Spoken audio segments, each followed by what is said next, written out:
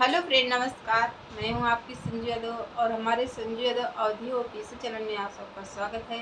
तो मैं आप सबके लिए बहुत प्यारा सा दर्द भरी कजरी गीत लेके आई हूं कि हमारे समाज में ऐसे ऐसे लोग हैं कि अपने आप को बहुत घमंड दिखाते हैं। तो घमंड नहीं करना चाहिए और इस दुनिया में न कोई लेके आया है न कुछ लेके जाएगा। तो आइए उन्हीं के माध्यम से मैं छोटा सा कजरी गीत सुनाने जा रही हूँ। कैसा लगा तो आप लोग ज़रूर कमेंट में बताइए और आप लोग चैनल पे ऐसे ही बने रहिए।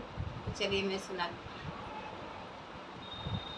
हमरो देहियाई माटी के मकान बा, काहे के गुमान बाना। हमरो देहियाई माटी के मकान बा, काहे के गुमान बाना। काहे के गुमान बाट, काहे के गुमान बा।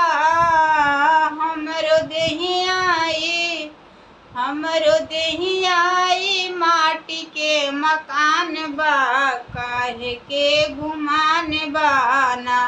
हमरो देहियाई माटी के मकान बा, काहे के गुमान बाना।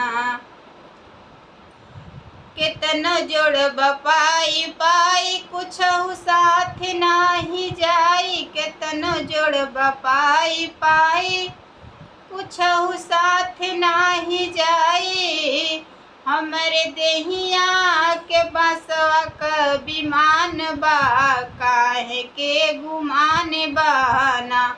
हमरो देहिया के बासे क विमान बा, काहे के गुमान बाना। हमरो देहियाई माटी के मकान बा, काहे के गुमान बाना। काहे के गुमान बा हो, काहे के गुमान बा। हमरो देहियाई माटी के मकान बा, काहे के गुमान बाना। केतनो लड़ब भाई भाई, नाही जइहे माँ बाबू माई। केतनो लड़ब भाई भाई, नाही बटिहे माई बाबू। हमरे देहिया के बासे क विमान बा, काहे के गुमान बाना। हमरे देहिया के बासे क विमान बा, काहे के गुमान बाना।